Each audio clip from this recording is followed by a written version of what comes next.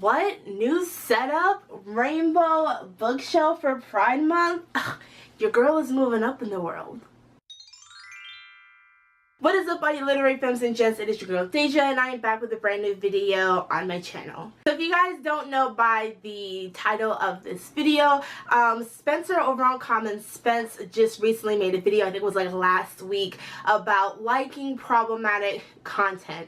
And I watched the video, I was very intrigued by some of the points that he brought up, and I saw a lot of the responses and I knew what I wanted to say, but I was like, there's no way I'm going to be able to fit this into like this text box message thing because I was on my phone and I didn't feel like typing all that out. So I was like, you know, I'm just going to do a video response. So that's exactly what this is. I will put a link down in the description box below to the original video, and I highly suggest that you guys go and watch it, contribute to the conversation, because I do think that it is a very important one.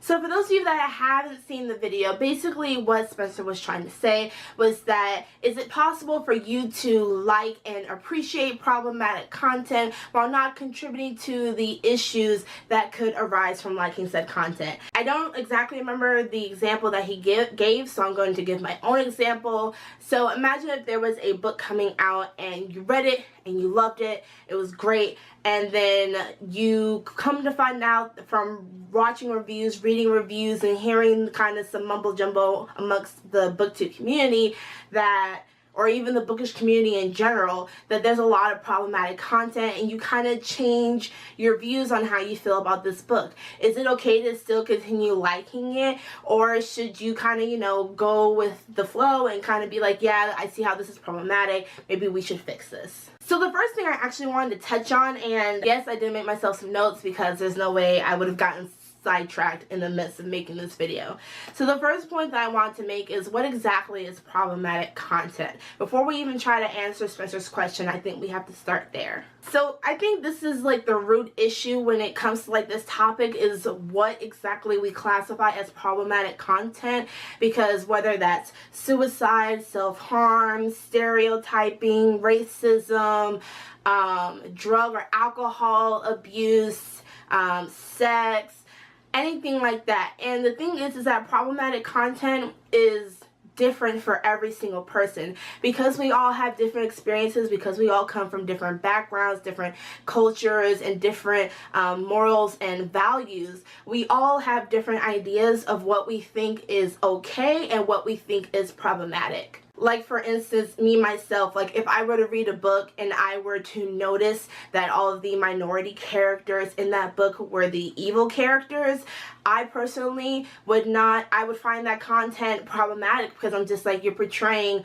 all the minorities in this book as something bad. And in society today, I don't think that's a very healthy thing to portray. While somebody else who is not a minority may not even see that, or even some other minorities, that won't even cross their mind, because they'll be reading this book and they'll be like, I like it, I enjoyed it, this book is amazing, and I want other people to read it. So like I said, everybody's problematic content is different. That's why we have things like trigger warnings, or we have just regular warnings and cautions before TV shows, occasionally before films that come on TV. When we do book reviews, whether they be on a blog or whether they be on our channels or somewhere else, a lot of people tend to put trigger warnings, and I think that that is a way to in order for you to like certain content while still not contributing to the issue that it has in it. Because if I like a book, but I know that as I've read this book, hey, there's a warning for sexual harassment in this book. So if you're somebody who has been sexually harassed, or you know somebody who has been sexually harassed, and that's not something you feel comfortable reading,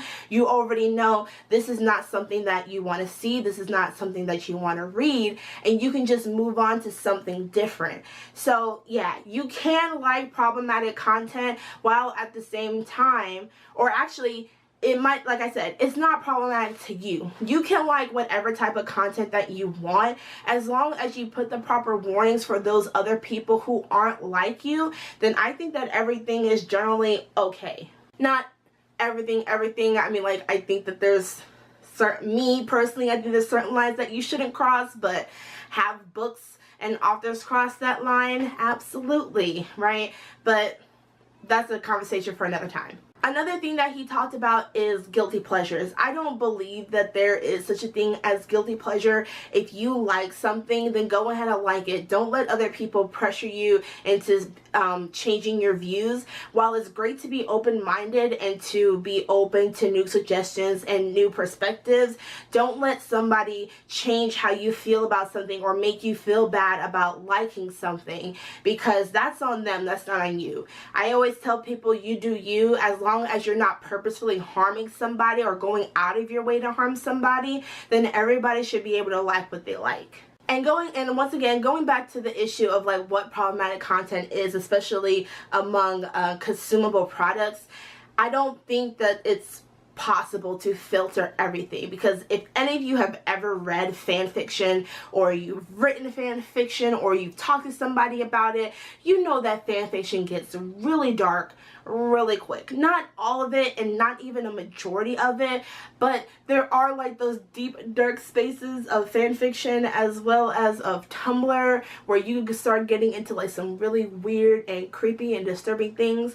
But I think they're weird, creepy, and disturbing. Whoever is posting that stuff apparently likes that type of thing, and who am I to judge them? So I realized that this may not have been the most comprehensible like discussion video. This is actually going to be really short because I think I pretty much said what I need to say, right? What's problematic for you is not problematic for somebody else. As long as you put the proper trigger warnings and caution signs on that content to warn people that there is some stuff in here that you might find uncomfortable, then we should be good. Then we're going to be good, all right? And then don't let anybody guilt you into liking or not liking something. You do you, and then other people will do themselves, and we'll all just get along a lot better for it. I think I pretty much covered everything in like he asked in his video. If I did miss something, then I mean, so what do you guys think? Do you agree with me? Do you disagree with me? Because I think this is a really great discussion because there have been like certain books that I've like heard through the grapevine are like this, and so people would say that or do that or be upset with the author or the publishing company, and then things would just turn into a mess, and then they would mob mentality other people. So I want to know what you guys think. Do you agree with me? Do you disagree with me? If there's anything that you think that I could have or should have elaborated on, let me know down in the comment section down below. Thank you guys so much for watching this video. Don't forget to like, comment, and subscribe to my channel for more content from moi. And I will see you guys in the next video.